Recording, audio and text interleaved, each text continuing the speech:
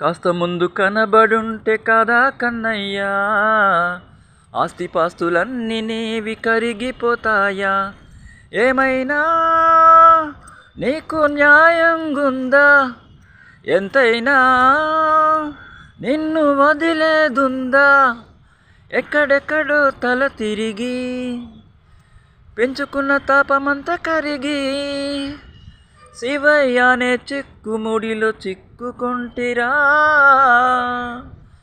పొమ్మని బెదిరించిన, కసురుతూ అదిలించిన, శూలముతో గుచ్చిన, పాముతో కరిపించిన, నిన్నొదిలితే నా పేరిక తిన్నడే కాదురా.